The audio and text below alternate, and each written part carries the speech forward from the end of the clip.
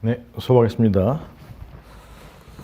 이제 전체 소송법 정리할 때 침입적 처분의 경우 직접 상대방에 대한 1,000만 원 과세 처분, 제3자에 대한 건축 허가, 근데 이제 인근 주민 의리 불복할 때, 가위 불복할 때 철근 4개의 요건을 갖추어서 아파트 건축 허가 수익적 처분, 귀속행위 신청했는데 거부, 처분이거나 부작위, 여관, 철근 4개 요건을 갖추어서 허가 신청했는데 재량행위인데 거부, 부작위, 뭐 이렇게 크게 나눌 수가 있고, 2교시에는 요 로마자 1번에 대해서 쭉 한번 해보고, 2교시에는 요 거부와 부작위에 대해서 해보고, 3교시에는. 그래서 A가 이제 처음에 처분을 날렸다. 침입적, 요거를 이렇게 할까요?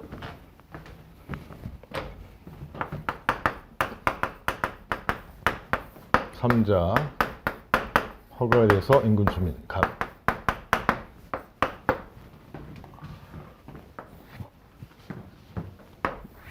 통상은 문제를 낼 때 A2 거치는 걸 내요? A2 안 거치는 걸 내요? 안 거친 거. 왜냐하면 임의적 전치니까. 그래서 요 사안의 경우에 허가 처분에 대해서 안 거치고 바로 소송을 온다. 그럼 이제 통상은 취소송을 내고, 처음에 이제 소송 요건, 충족 여부, 노무사 시험에서는 요걸 많이 물어본다.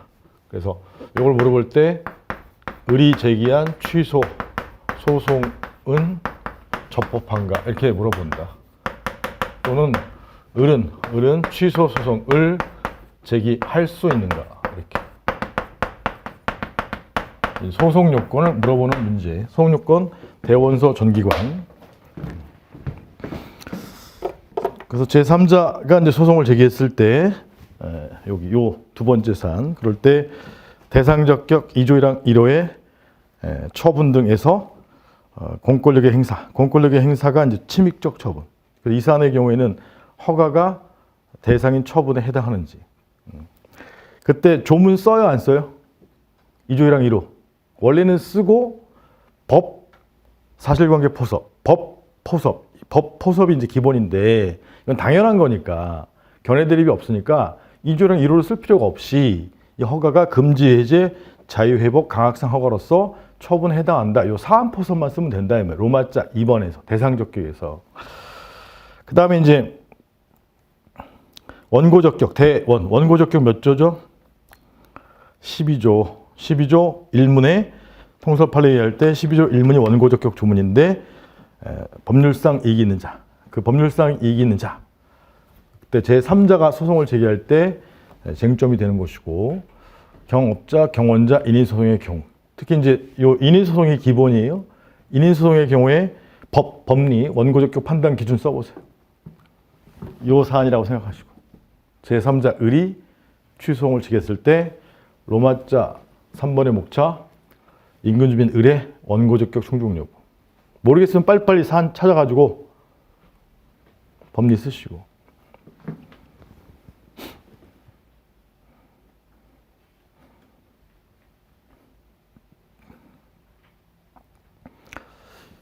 그리고 이제 일기도 마찬가지예요. 이기 오실 때 일기했던 문제를 안 보고 쓸 수 있게 써오는 게 핵심이야. 사례집으로만. 딴 거 필요 없어요.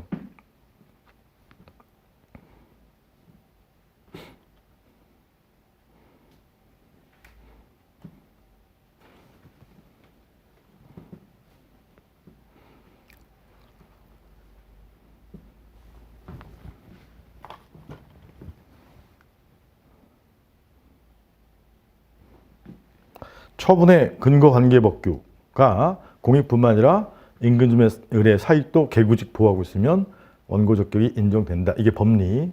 새만금 사안일 때 법리 써보세요. 환경영향평가. 가장 핵심적인 부분만 하는 거야. 나머지 기본빵 일반론은 여러분들이 알아서 당연히 해와야 되는 거고, 의 취지 이런 것들.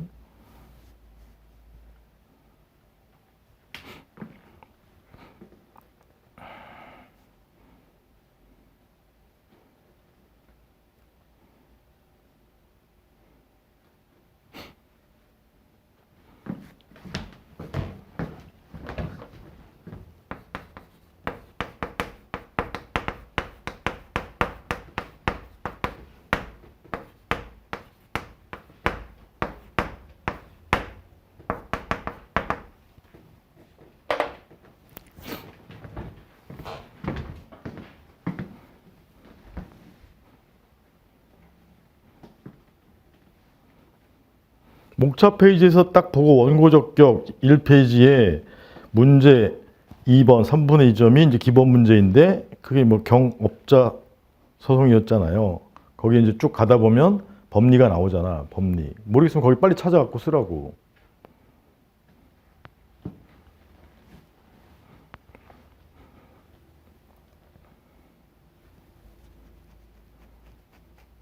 처분의 근거법이 1번 환경영향평가 의무로 하고 있는 경우에 보호규범이 된다. 2번 영향평가 대상지역 안의 주민의 경우에는 환경상 이익침해 사실상 추정 인정되고 밖의 주민의 경우에는 처분전과 비교해서 수인 한도를 넘는 환경침해 우려가 있다는 것을 입증하였다면 원고적격 인정된다.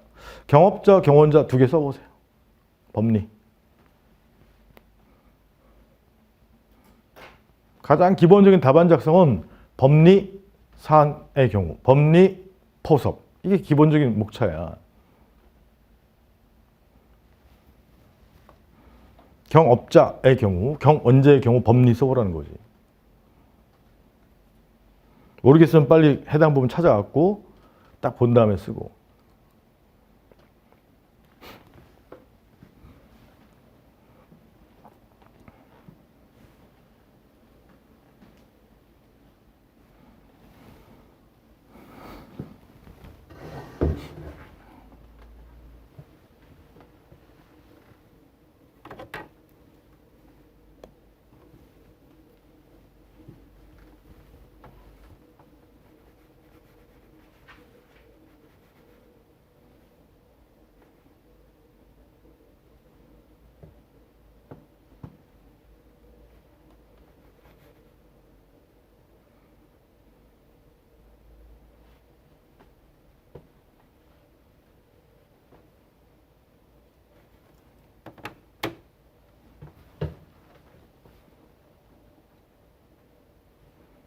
경업자소의 경우에 기존 업자가 특허업자인 경우에는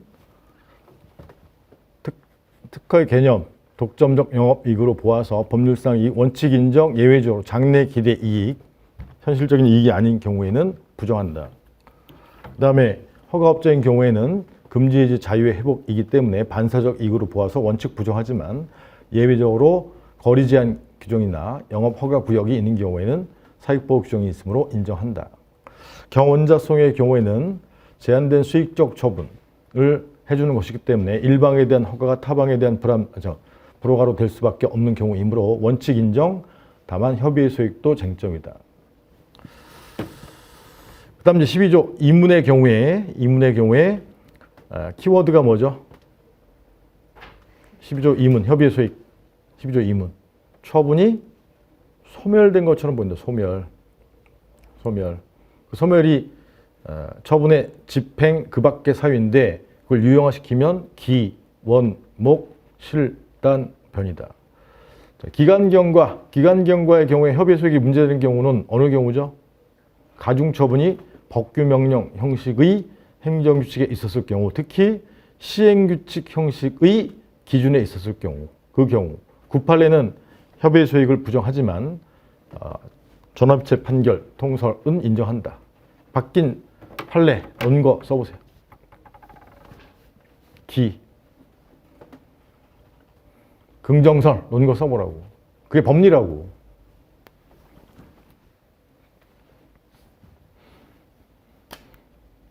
문제 3번 55페이지 이하에 있는 거.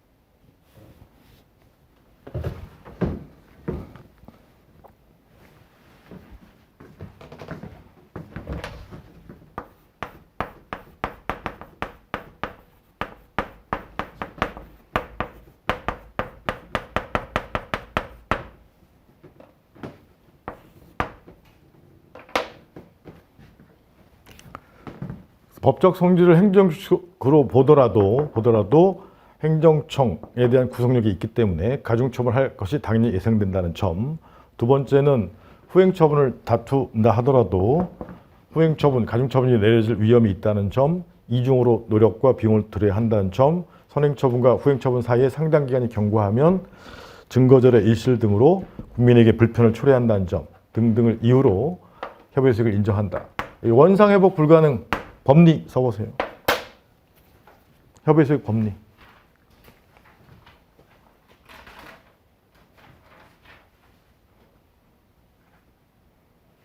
문제 1번도 원상회복 불가능이잖아.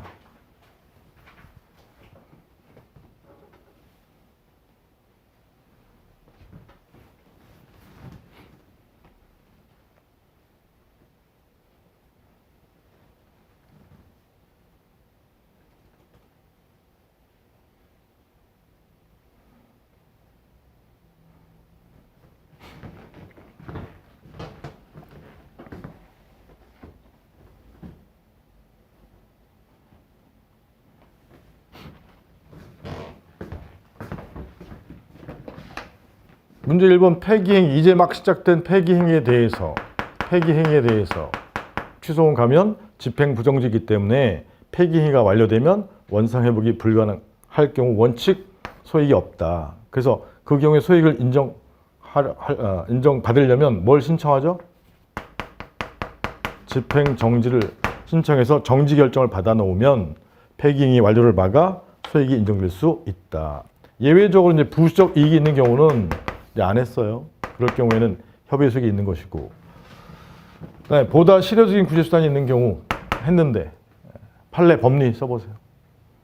구판례는 부정하다가 현재 판례는 인정했는데 보다 실효적인 구제수단이 있는 경우.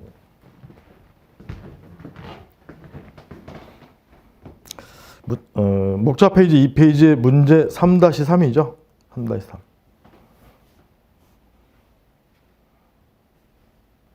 해고받았는데 민사소송이라는 보다 실효적인 구제수단이 있는지와 관련해서 구판례는 보다 실효적인 구제수단, 민사소송이 보다 실효적인 구제수단이기 때문에 협의수를 부정했지만 현재 판례는 행정소송이 보다 간편한 수단이기 때문에 협의수를 인정했다. 그거 쓰는 거야.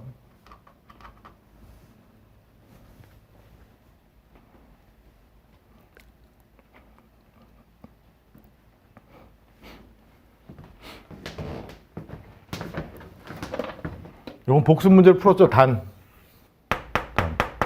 직위해제 당했는데 해임 나온 경우. 중간 행위를 다투고 있는데 최종 처분이 해임이 나온 경우. 그때 법리 써보세요. 법리. 모르겠으면 빨리빨리 교재 찾아갖고 써. 문제 3-4 67페이지 해설.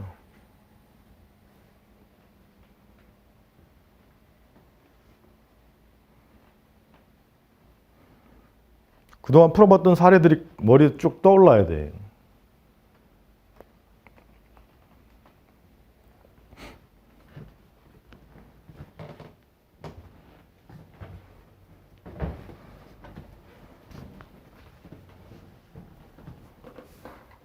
간단히 정리하면 중간행위를 다투고 있는 중에 최종 처분이 나오면 중간행위 소멸하기 때문에 원칙 소익이 없지만 예외적으로 어느 경우에 직위해제 효과로 인사규정 등에서 승진, 승급에 제한을 가하거나 급여에 제한을 가하고 있다면 이러한 불이익을 피하기 위해서 취소 판결을 받을 협의 소익이 있다. 그 쓰는 거예요. 내가 이해한 대로. 여기 변, 이마트 사건이죠. 이마트 사건. 그 다음에 노무사시험 1차 집합금지 명령, 2차 집합금지 명령. 기억나죠? 핵심, 거기 법리 다 써보라고, 법리. 판례 법리.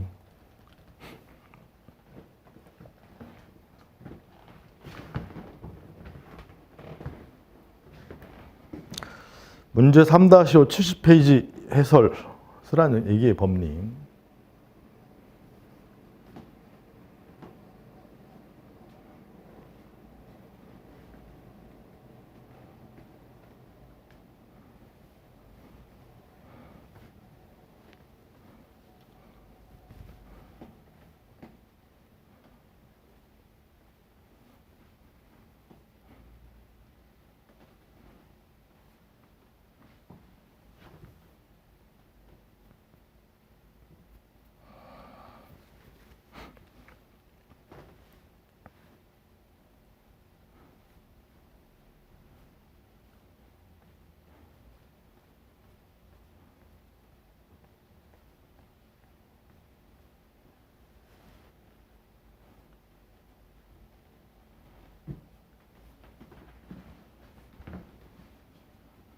주요 부분의 변경이면 종전처분은 소멸해서 협의 소용이 없지만 일부 변경이라면 종전처분은 존속함으로 대상적격 협의 소용이 인정된다.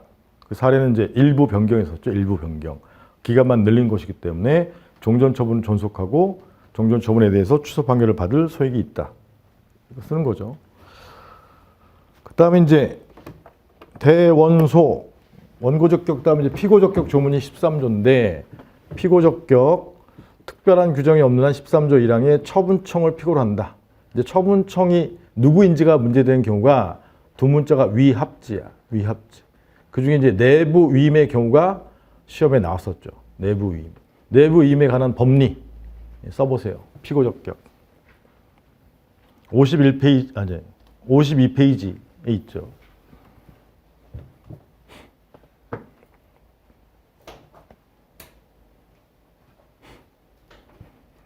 A에서 B로 내부 유임되는데 수임청, 자신의 명의로 처분한 경우. 판례, 통설 판례.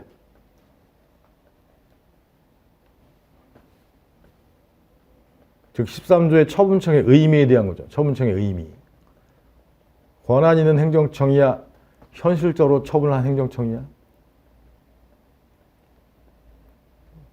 현실적으로 처분한 행정청이죠. 왜냐하면 13조의 취지가 국민의 피고 선택의 어려움을 방지하기 위한 것이라는 점을 논거로 해서 현실적으로 처분을 한 수임청이 피고가 되고, 다만 수임청은 권한이 없기 때문에 주체하자로서 중대 명백해서 무슨 사유죠? 무효 사유.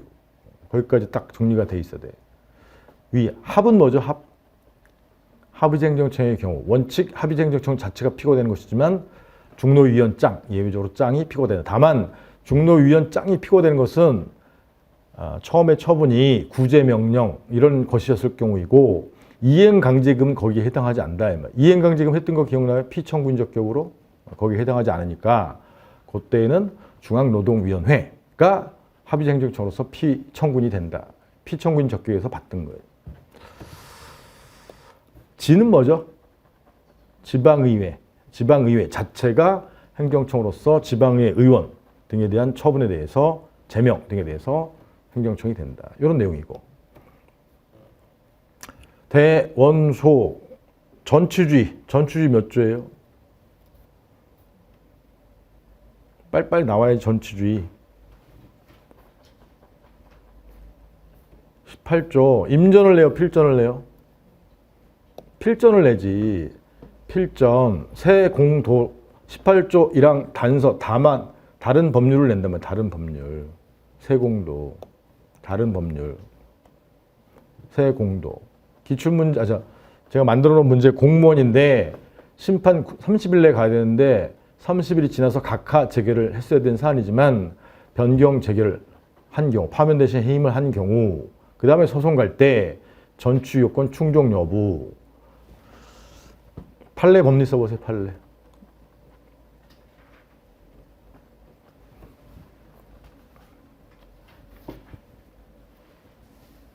판례 법리대로 가면 충족인지 불충족인지 이 사안의 경우. 즉 문제 4번 73페이지 문제. A2가 오인한 경우.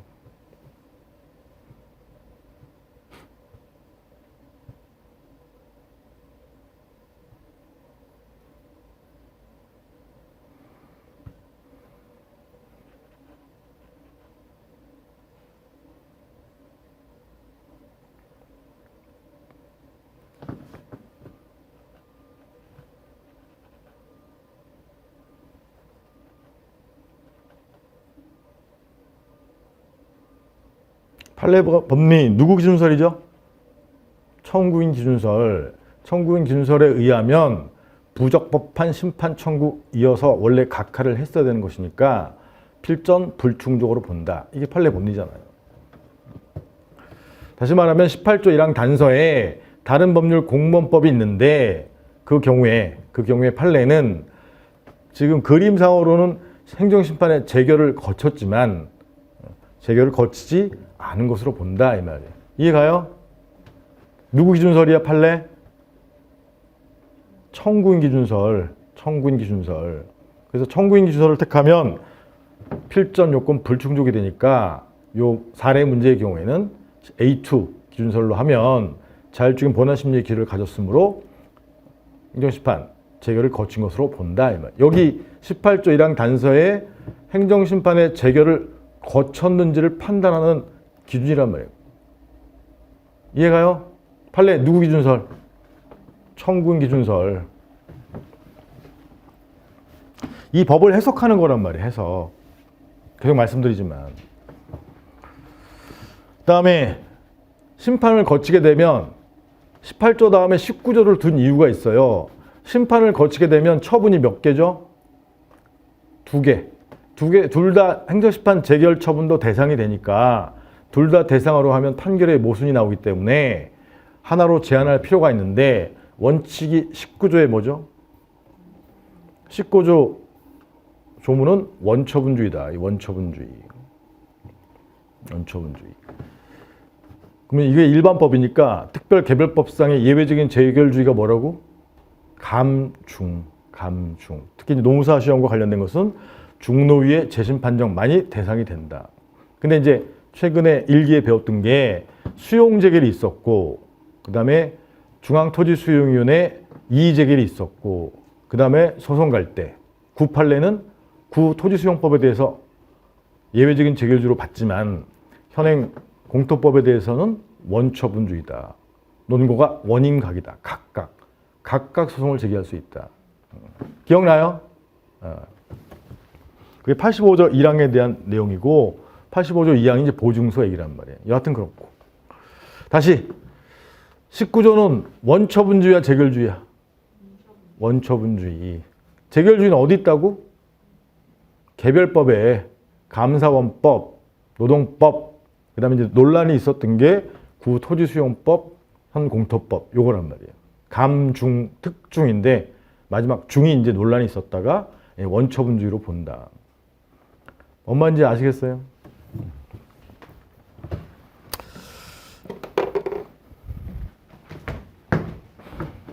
그래서 이제 A2를 거치게 되면 재결 처분이 나오는데 그 다음에 소송 갈 때 재결 처분은 이게 처분이 전부 위법이라고 해서 인용 재결이 나온 경우 일부 위법이라고 해서 일부 인용 재결이 나온 경우 이게 잘못 나온 경우가 또 쟁점이 된다 이 말이에요. 인용 재결이 잘못 나온 경우 여기 이 사안이죠. 이 사안. 허가에 대해서 제3자 을이 취소 심판을 갔는데 여기 인용 재결이 나온 경우 인용 재결이 나오면 갑이 당연히 요 인용 재결에 대해서 대상으로 삼아서 불복을 하는데 그때 인용 재결의 종류 로마자 2, 로마자 3번 써보세요. 인용 재결 취소 심판 갔을 때 인용 재결의 종류. 즉 문 1-4 쓰란 얘기야. 문 1-4 22페이지 목차 로마자 2, 로마자 3번.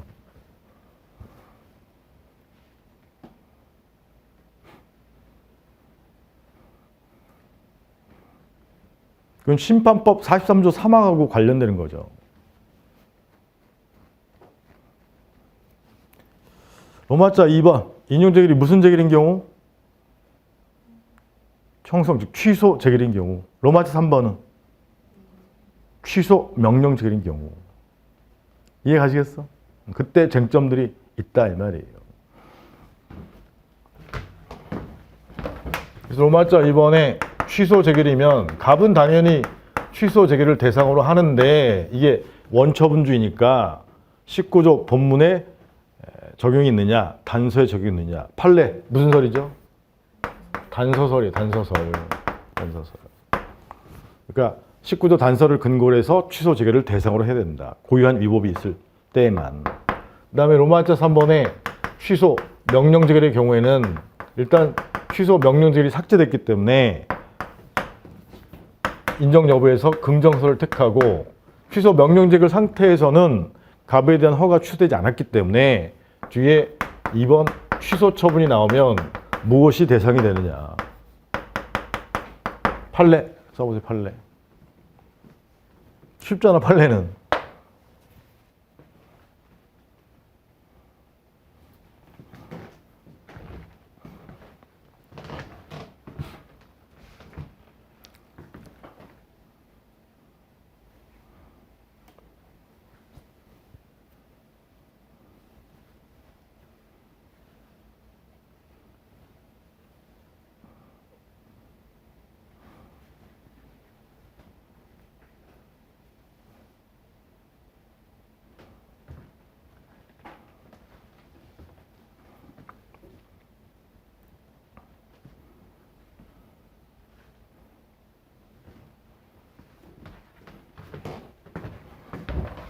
판례는 취소 명령 재결, 취소 처분 모두 국민의 권익에 영향을 미치므로 둘 다 처분이 된다.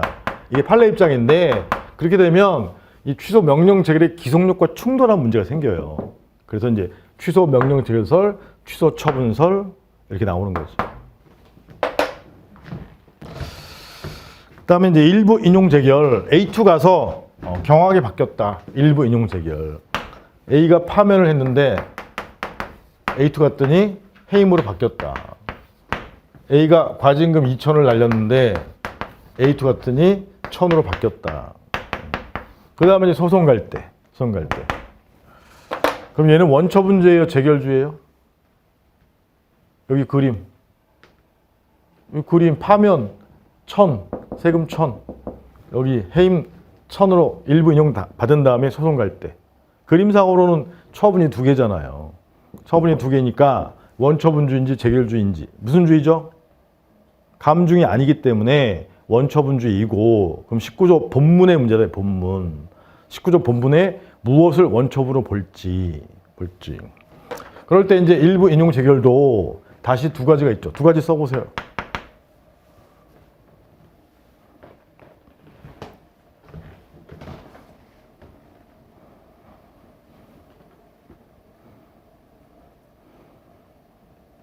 (1-4-1) 25페이지에 있는 거, 그게 이제 변경 명령 재결의 경우죠. 변경 명령 재결의 경우.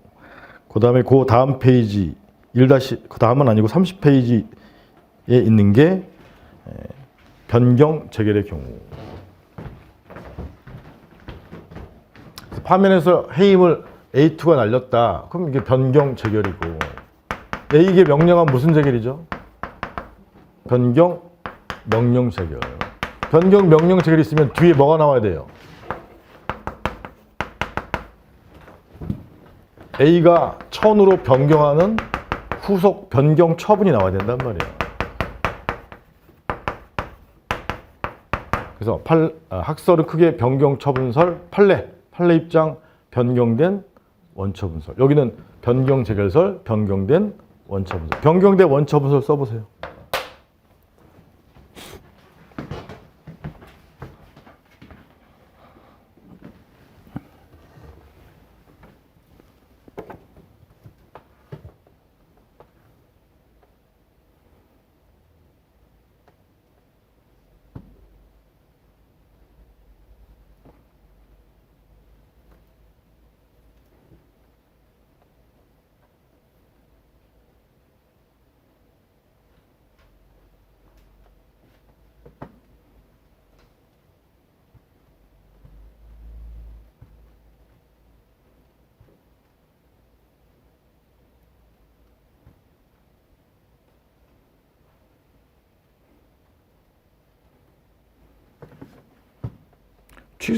취소되지 않고 남은 변경 처분, 즉 변경된 원처분이 언제부터?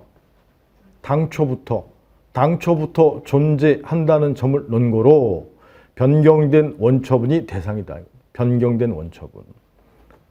즉 19조 본문의 내용이야. 19조 본문. 이 화면에 19조 본문 원처분을 대상으로 하는데 일부 인용 재결이 나오면 이 원처분이 무엇인지를 찾는 거란 말이에요. 뭔지 아시겠어? 19조 본문에 판례는 이 원처분이 무엇이라고 본다? 처음에 날렸던 처분이 2월 1일자 1천만 원 처분이 대상이다 이렇게 본다 이 말이에요. 그걸 뭐라고 해? 판례. 변경된 원처분이 된다는 점을 논거로. 19조 본문의 문제란 말이에요. 응?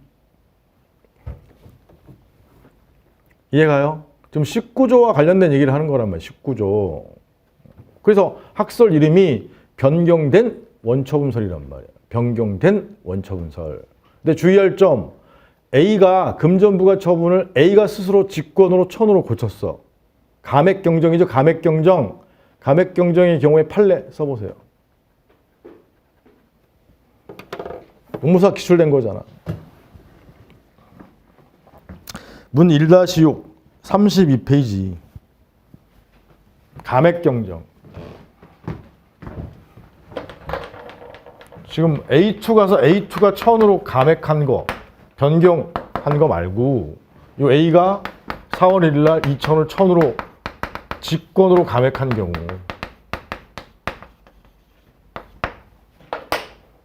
노무사 기출 문제 장애급여 징수 결정을 했는데 그거 너무 많이 했다 하면서 감액 경정을 해줬잖아요. 그때 판례 무슨 설이죠? 역흡수설. 이쪽으로 흡수된다. 역흡수설. 문제 풀었던 거 기억나요? 역흡수설. 논리는 거의 비슷해. 논리는 취소되지 않고 남은 처분이 당초부터 존재한다는 점을 논거로 취소되지 않고 남은 부분이 대상이 된다. 이걸 쓰는 거잖아요. 이해가요? 다만 이제 학설 이름이 변경된 원처분설이 아니라 이거는 역흡수설이다. 역흡수.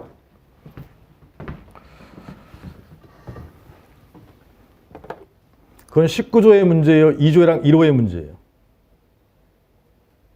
2조랑 1호의 문제야. 심판 간 적이 없잖아. 이해 가겠어?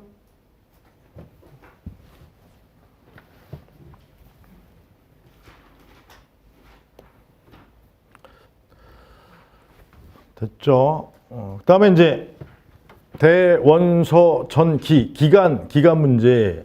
기간은 크게 처분이 송달되었다. 20조 몇 항이죠? 처분이 송달되었다. 1항이지 1항. 안날. 그 다음에 알지 못했다. 근데 알지 못했다는 사례는 거의 안 나와요. 알지 못하면 2항에 있은 날. 그래서 아무 말도 없었다. 그럼 1항으로 포섭하고 가면 된단 말이에요. 그래서 20조 1항은 안날로부터 1항 본문은 임전이니까 심판을 거치지 않고 바로 갈 때 90일. 단서는 심판을 거친 세 가지의 경우는 재결소를 받은 날로부터. 근데 세 가지의 경우 중에 잘못 알린 경우 판례가 있었죠. 그건 다시 나오기는 힘든데 잘못 알린 경우의 의미 판례 혹시 써보실 수 있어요? 잘못 알린 경우의 의미. 못 쓰겠으면 포기하고.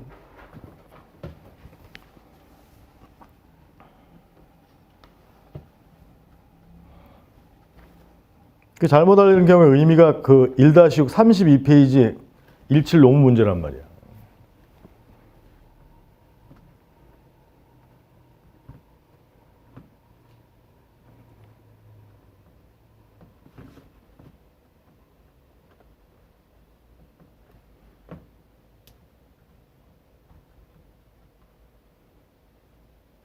잘못 알린 경우에 재결소 송달 받은 날로부터 단서가 적용되는 경우는 판례에 의하면 90일이 경과한 경우에요, 경과하지 않은 경우에요.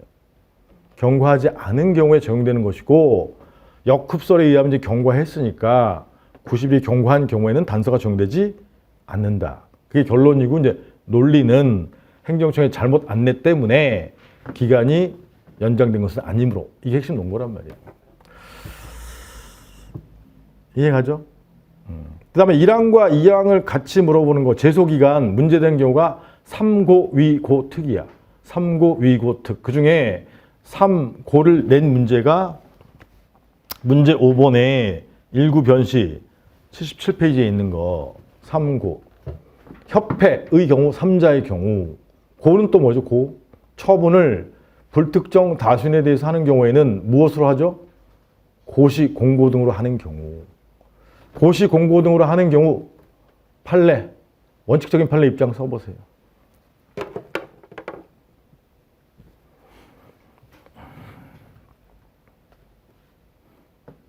원칙적인 판례 입장은 1항설이야, 2항설이야?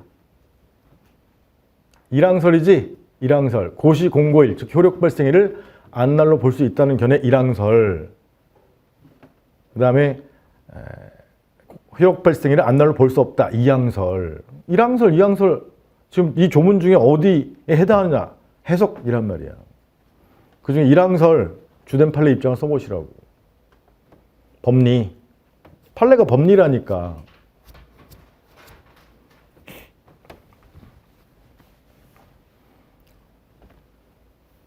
78페이지쯤에 있잖아요.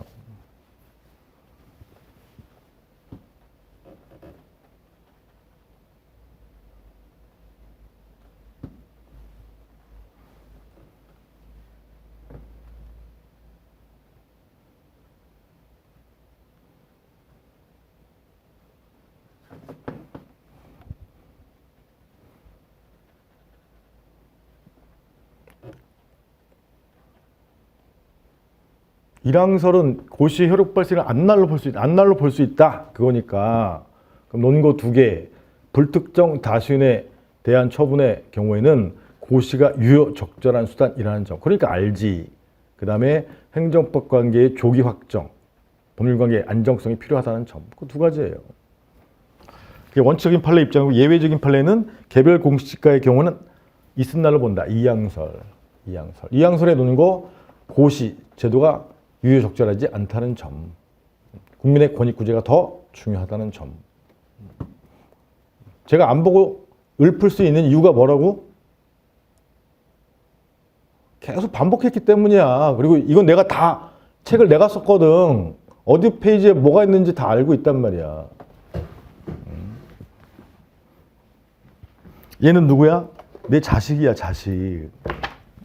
저라니까 저. 물론 저도 베끼긴 했지만 그걸 표시 안 한 거는 수험서니까. 넘어가겠습니다. 삼고, 위, 고 특에서 2개 출제된 게 뭐라고? 3, 고. 2개 출제된 거예요. 3, 고. 제소기간. 다음에 특도 출제는 됐어. 특도. 특별법상의 제소기간. 그게 노동법이죠. 노동법. 노동법 구제명령 받은 다음에 심판 갈 때 구제명령 안 날부터 며칠 내에 심판 가야 되죠? 10일. 심판 기간 특칙이고 그 다음에 재결서를 받은 날부터 며칠 내에 소송 가야 되죠? 15일. 그게 기간 특칙이란 말이에요. 여하튼 그렇고. 그 다음에 21조.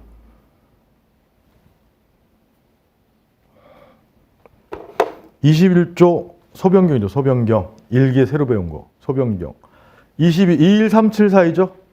21374는 행정소송 사이의 소변경이고 특히 항고송 사이의 소변경. 항고송과 당사송 사이 소변경. 행정소송 사이 소변경. 22조는 뭐죠? 처분변경 소변경. 22조 처분변경 소변경 거의 안 나오고 종류변경 소변경 21조가 나온다. 종류변경 소변경. 아, 관할을 안 했네. 죄송해. 관할 심사토. 심사 조문 몇 조? 신급관할 몇 심제? 3심제 몇 조? 8조 2항.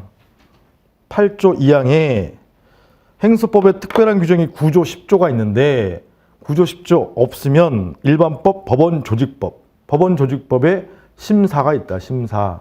신급관할 몇 심제? 3심제. 사가 뭐예요? 사물관할, 합의제. 단독이 아니라.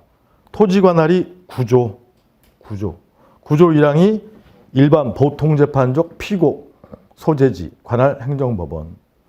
2항은 장관의 경우에 피고 대법원 소재지 관할 행정법원 서울행정법원에 있고 그 다음에 심판기관 관할로 출제된 게 심판기관 관할. 근데 행정심판법 6조 2항 1호가 출제됐죠. 6조 2항 1호. 그때 이제 고용노동부 장관인데 지금 근로복지공단이 있었고 국민건강보험공단이 보험료 독촉했잖아요. 그럴 때 보험료 채무 부존재 확인소송의 관할 상대방 피고 관할이 아니구나. 피고구나. 피고적격. 미안. 피고적격.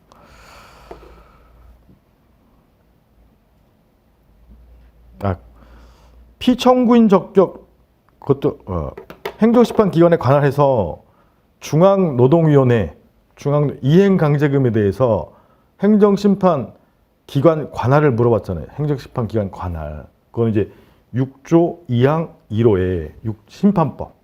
갑자기 심판법을 해서 미안.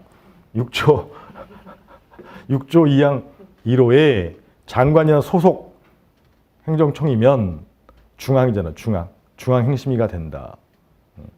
그래서 소송에서의 어느 법원에서 재판권이 있느냐, 이게 관할이고, 심판의 경우에는 심판기관이 누구냐, 심판기관 관할 6조. 이해가요? 판단기관이 어디냐, 이 판단기관이. 그 다음에 이제, 구조는 이제 구조 1항이 일반재판적, 구조 3항이 특별재판적 중에 독립재판적, 부동산, 장소, 소재지. 그 다음에 10조가 국가배상 소송 등 관련 청구 소송에 대해서 취소 소송이 계속된 법원에 관할권이 생기는 관련 재판적. 10조가 이제 관련 청구 소송의 이송 및 병합인데 병합 2항이 있었죠. 2항. 그래서 무효확인 소송에 각각 판결을 받을 걸 염려해서 돈을 납부했을 때 부반소 판례에 하면 민사소송인데 다소리에 하면 당사소송. 그건 소변경이고, 하나는 이제 영업 정지 처분을 받았는데 국가배상소송을 병합할 수 있느냐, 취소소송에 관련 청구소송에 병합이 이제 2항. 했던 거 기억나요? 주된 소송이 무슨 소송이죠? 관련 청구소송의 병합에서 취소소송에. 관련 청구소송의 종류는 10조 1항에 있어요? 10조 2항에 있어요? 10조 1항 1호, 2호가 있단 말이에요. 1호가 당의 처분 등과 관련되는 손해배상, 즉 국가배상, 돈을 납부했을 때 부당이득 반환. 그 다음에 2호, 당의 처분 등과 관련되는, 예컨대 원처분을 다투고 있으면 재결, 처분의 경우, 뭐 그런 것들을 들 수 있다 이 말이에요. 그걸 한꺼번에 제기해서 함께 심리하게 되는 게 관련 청구소송의 병합.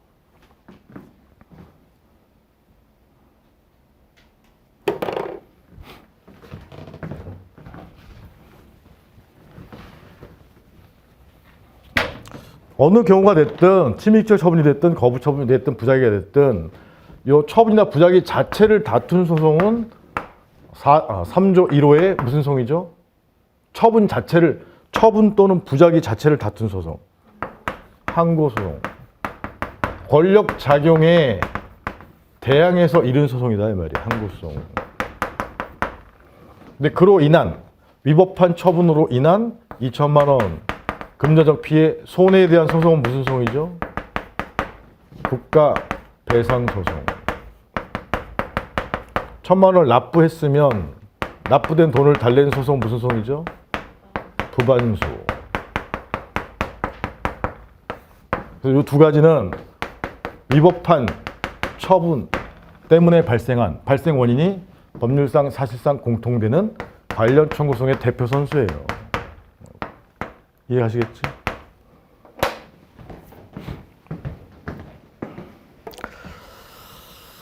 관련 청구의 병합은 저 국가배상을 병합한 경우가 이제 89페이지 문제 7번이었고, 소변경은 무효확인 소송 제기인데 각각 판결 받을 걸 염려해서 부반소로 소변경하는 경우. 근데 이제 부반소가 당사자송이면 행정소송 사이의 소변경이고, 판례에 따르면 민사소송이니까 행정소송과 민사소송 사이의 소변경. 판례 법리 써보세요. 긍정설 부정설이 있지만. 문제 8번 해설 부분에 마지막 부분에 행정소송과 민사소송 사이의 소변경. 판례 법리 써보시라고. 전북대학병원 사건이죠.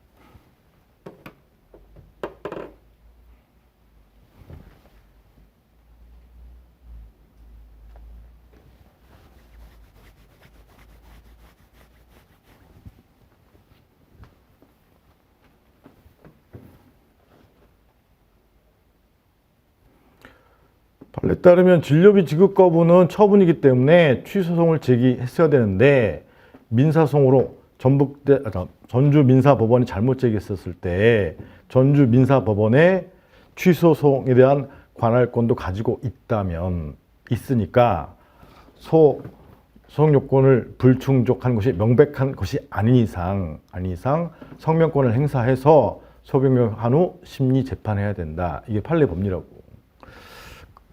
그와 관련되는 문제가 문제 6번의 관할 진료비 지급 거부. 지금 방금 전에 말씀드렸던 진료비 지급 거부 83페이지에 진료비 지급 거부 했잖아요. 완산구청장이 금전, 이게 허가 거부가 아니라 금전 지급 거부. 금전 지급 거부가 처분인지 여부 판례 법리 써보세요.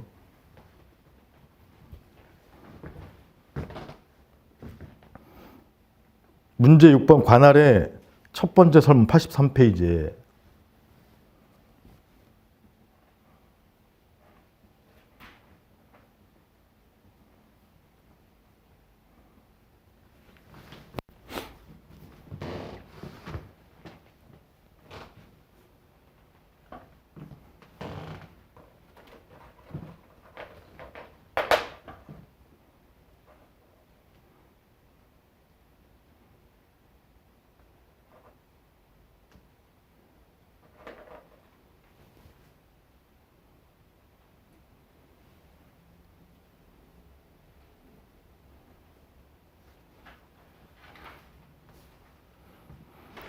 진료비 지급 청구권이 공무원 연금 지급 거부처럼 행정청의 확인 결정에 의해서 권리가 비로소 발생하거나 거부하면 권리가 발생하지 않기 때문에 따라서 그때는 처분이니까 취소송을 제기해야 되고 공무원 연금 미지급처럼 법령에 의해서 이미 발생했거나 행정청의 확인 결정에서 이미 발생했으면 공법상 법률관계를 다투면 당사소송, 사법상 법률관계를 다투면 민사소송을 제기된다. 그게 금전지급 거부에 관한 판례 법리란 말이에요. 그래서 여기 전북대학 진료비 지급 거부 사건의 경우에는 행정청의 확인 결정이 있어요. 거꾸로 말하면 거부하면 그 진료비 지급 청구권이 발생하지 않기 때문에 거부는 갑의 권익에 개구직 영향을 미쳐서 처분이고 물음 1.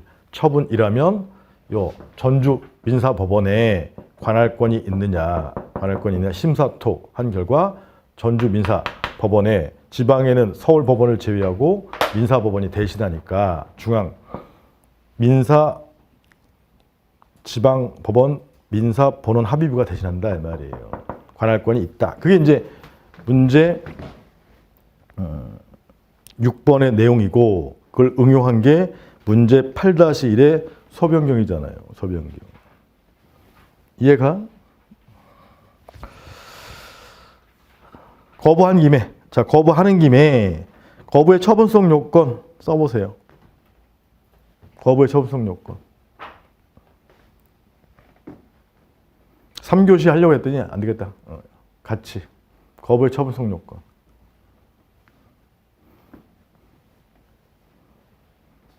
문제 1-2죠?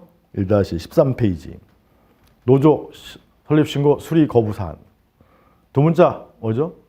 신공영. 다만 이제 신고의 경우에는 4번이 자완신인지 수요신인지, 금전지급 거부의 경우에는 4번이 금전지급 거부의 경우 판례 법리 이렇게 써주는 거란 말이에요. 신공영은 다 때려박는 거고. 이해가요? 그때 신청권은 무슨 신청권을 의미한다고? 추상적 응답 신청권. 그건 이제 정확히 이해가 됐죠? 절차적 심사를 할 때. 그래서 거부 조문이 2조랑 1호에 그 거부. 요 거부가 처분이 되기 위한 요건. 신공영. 그거 쓰는 거예요. 신이 뭐지? 신청권의 필요 여부 부정설이 있으나 긍정설이 타당하다. 근데 논거를 써야 되는데 보니까 그 신청권이 위치가 어디냐 그거를 쓰고 있어. 소송 요건의 문제로 보는데 대상적 격의 문제로 보는 견해가 판례, 원고적 격의 문제로 보는 견해가 다설. 본안 심리 위치로 보는 견해가 다른 소수설. 번화심리로 보는 견해가 부정설이잖아. 부정설. 근데 논고를 안 쓰고 지금 위치가 어디냐를 쓰는 건 결론만 쓰는 거예요. 그런 답안지가 자꾸 나오더라고. 모른다는 거지. 하여튼 넘어가고. 그 다음에 부작위. 2호의 부작위. 부작위의 요건 써보세요. 조문 보면서. 조업정지 명령 영호수축돼서 기속행위 신청했는데 상당 기간이 경과한 경우 그 경우 이제 부작위의 요건 쓰는 건데 거기는 기속행위이기 때문에 어쩌고저쩌고해서 부작위가 성립한다 했지만 조문 분석해서 조문이 크게 두 가지 요건으로 이루어져 있단 말이에요. 2조랑 2호 부작위의 요건.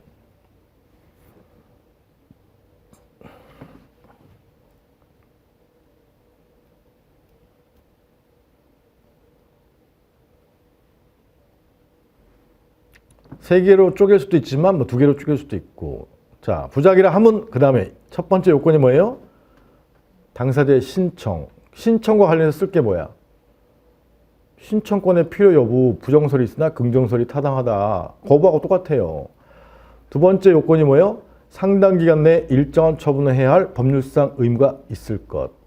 세 번째 요건 하지 않을 것. 처분의 부존재. 그때 일정한 처분을 해야 할 법률상 의무를 통설 판례는 무슨 의무로 이해한다고? 응답 의무로 이해한다고. 응답 의무. 절차법상에 있는 응답 의무로 이해한다 이 말이에요. 그럼 응답 신청권이 있어야 부작위가 성립하고 동시에 부작위가 바로 위법이 되는 거지. 됐죠? 다음에 2조 2항은 대원서 전기관 중에 무엇과 관련되는 거죠? 2조 2항. 행정청. 행정청에는 권한에 위임받은 공공과 사인이 포함된다. 피고적격 관련 조문이에요. 피고적격. 왜냐하면 13조가 처분청, 처분행정청이 피고인데 그게 확대돼서 2조 2항의 행정청도 피고다. 이거 쓰는 거잖아요. 얘는 위합지 중에 어디에 해당하는 거야? 권한의 위임이지, 위임. A에서 B로 넘어가는 경우. 위임의 경우하고 내부 위임인데 위임의 경우에 요 조문을 써주는 거잖아요. 피고적격에서. 뭔 말인지 이해 가요?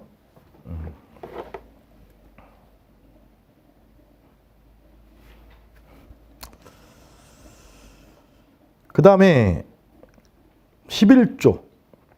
아까 이제 9조, 10조 다음에 11조. 11조 무슨 문제죠? 목차 제목이 선결 문제야. 봤지? 선결 문제. 선결 문제 행정행위가 과세 처분이 과징금 처분이 취소 사유 위법이 있을 경우에는 권한 있는 기관에서 취소하기 전까지는 어떤 효력이 있죠? 공정력 또는 구속요건적 효력이 있기 때문에 민형사법원이 이를 선결 문제로서 스스로 심리할 수 있는가? 이게 선결 문제란 말이에요. 어느 사유일 경우에? 취소 사유일 경우에, 설문 1의 경우, 무효 사유일 경우에는 무효 사유일 경우는 공정력이 발생하지 않기 때문에 당연히 심리할 수 있고 부반서 법원 등이 당연히 심리할 수 있는데 그걸 조문에서 확인할 수 있다. 그 조문이 11조 1항이에요. 11조 1항에 과징금 처분의 효력 유무에서 무, 처분이 무효라면 민사송, 부반소, 부당이득 반환송의 선결 문제로 되어 있을 때에는 여기까지 있을 때에는 당의 민사송, 부반소, 수소법원이 민사법원이 이를 심리 판단하는 경우에는 심리 판단할 수 있다 없다? 있다. 그래서 민사송인데 부반소가 민사송인데 선결 문제로 과징금 처분의 무효사유 위법을 판단할 수 있는데 행소법이 준용된다.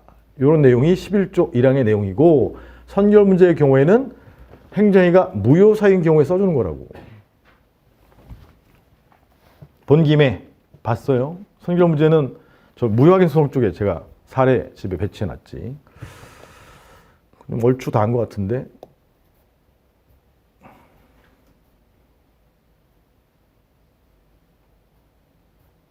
소재기와 관련된 부분 자, 본안 소송을 제기하면서 동시에 통상 뭘 신청하죠?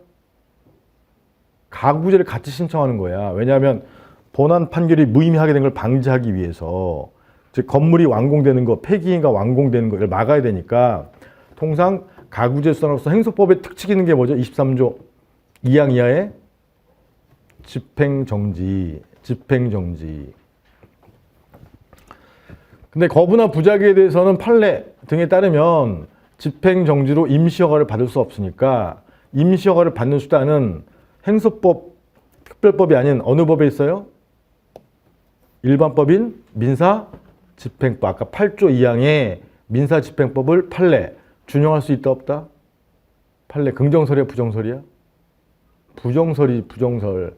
가처분의 인정 여부에서 판례 부정설 특칙이 있기 때문에 민사집행법은 배제되어야 한다. 이렇게 해석한다 이 말이에요. 가구제는 저 교재상으로 저 뒤에 넣어놨어요. 소송 다 끝내요. 근데 조문 앞에 있단 말이야. 왜 조문은 왜 앞에 있어? 소제기할 때 통상 가구제를 같이 신청하기 때문에. 흐름 아시겠어요?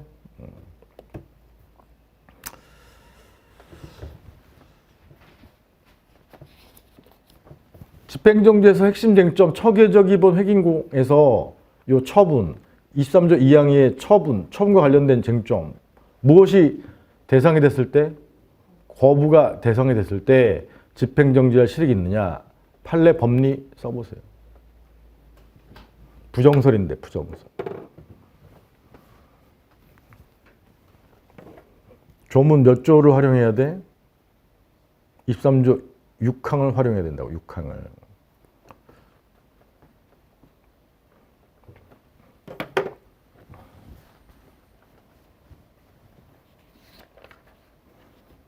교재는 169페이지 있는 내용이죠. 얘는 안 봐도 쓸 수 있잖아.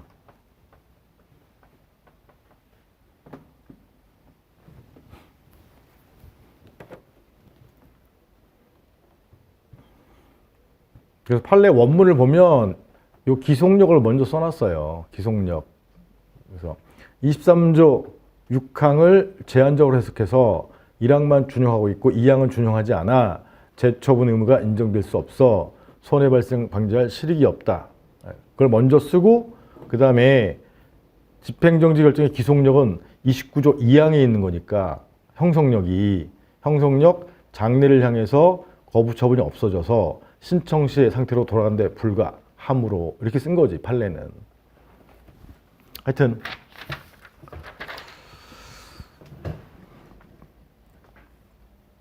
그래서 소제기하면서 본안 소송 제기하면서 가구제 같이 신청해요. 여기 허가사안에서 을은 본안 소송 제기하면서 그 다음에 동시에 뭘 신청한다고? 가구제, 집행정지를 같이 신청해야 돼. 안 그러면 허가에 대해서 집행이 정지되지 않기 때문에 갑이 허가받아서 건물이 완공되면 수익이 없어져서 각하 판결을 받는다 이 말이에요. 그걸 막으려면 취소송 제기하면서 집행정지를 같이 신청하는 거지. 이해하시겠죠? 그 다음에 요건심리 끝나면 무슨 심리 하죠? 본안심리. 그래서 요건심리 끝나고 본안심리 할 때 원고 갑은 과세 1,000만 원 처분이 위법이라고 주장하고 피고 A는 과세 1,000만 원 처분이 적법이라고 주장하는데 이걸 법원이 판단해서 위법하면 청구가 이유 있으므로 인용 판결, 적법하면 청구가 이유 없으므로 이제 기각 판결을 하게 되는 건데 이때 갑이 비과세 법의 요건인 비과세 요건 1세대 1주택자 2년 이상 보유 사실 주장하고 증거를 제출해야 되는데 이 사실과 증거 모집에 대한 변론주의 내용 써보세요.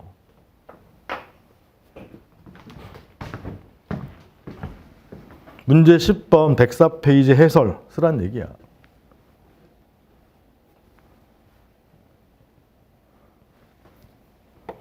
관련 조문은 몇 조죠? 26조죠, 26조. 근데 변론주의부터 쓰란 얘기야, 변론주의. 변론주의 두 문자가 뭐야?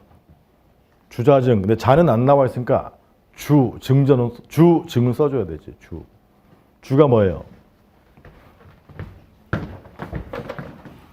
당사자가 2년 보유 사실을 주장하지 않으면 법원은 직권으로 판단할 수 있다, 없다? 없다. 변론주의. 증거, 당사자가 신청하지 않으면 법원이 직권으로 채택해서 조사할 수 없다. 이걸 거꾸로 써봐요. 이해하고 있는지 보려고. 당사자가 사실을 주장해야만 법원이 판단할 수 있다. 같은 말이야.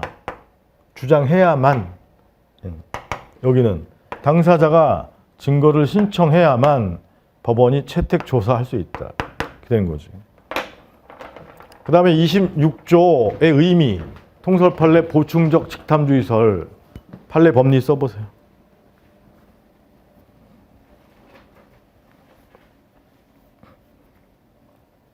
26조, 25조도 있고 26조도 있는데 26조. 여기 특례급이야.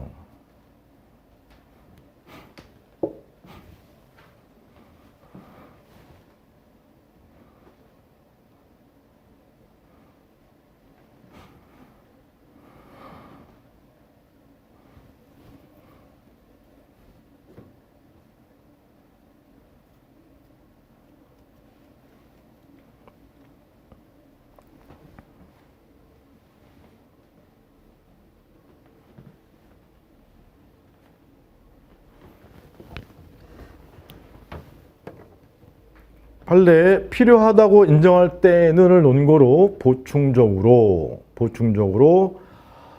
당사자가 주장하지 않은 사실도 기록에 현출되어 있다면 판단할 수 있고, 증거를 신청하지 않더라도 직권으로 증거 조사할 수 있다. 그거 쓰는 거잖아요.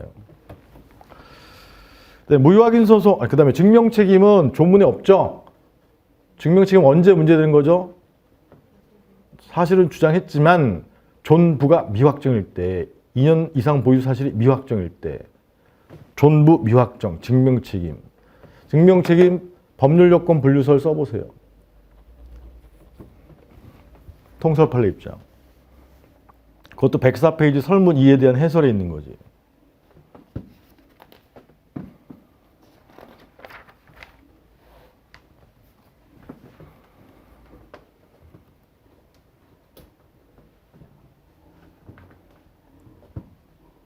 취소소송에서 원효 개피내라는 학설이 있는데 법률요건 분류설이 타당하고 통설 판례 입장인데, 내용이 뭐냐? 법규의 구조에 따라, 법령의 구조에 따라 유리한 요건 사실에 대해서 증명할 책임이 있다. 법률 요건이 유리한 자가 책임이 있다. 그게 법률요건 분류설이에요. 2년 보유 사실은 비과세, 원고 갑에게 유리하기 때문에 갑이 책임을 진다. 불리하게 부존재로 확정해서 기각을 한다. 이게 사안의 해결이고, 조문에 없는 게 또 처추변, 특이입금, 처추변. 소송 중에 행정청이 처분의 적법성을 유지하기 위해서 처분 당시에 존재하던 처분 사유를 추가하거나 변경하는 거, 처추변. 통설 판례 법리 써보세요. 절충설이지, 절충설. 113페이지 문제 11번.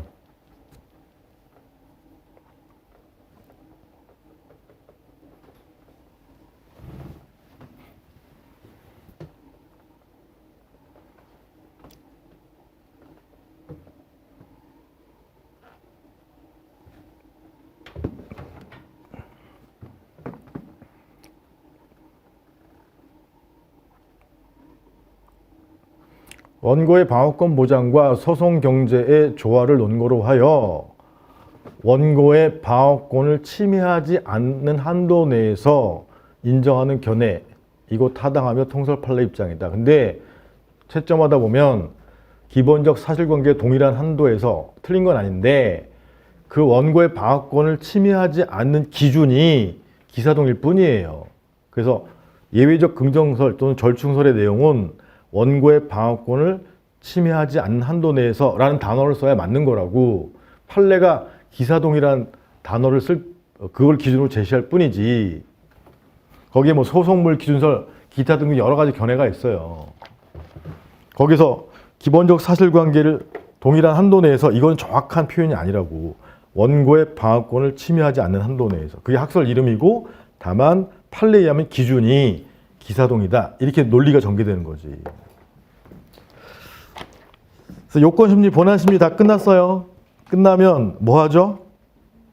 판결, 재판 중에 이제 판결하게 된 재판. 그래서 26조 다음에 목차 제목이 재판, 판결에 관한 내용이라고. 아시겠어요? 좀 쉬었다 보죠.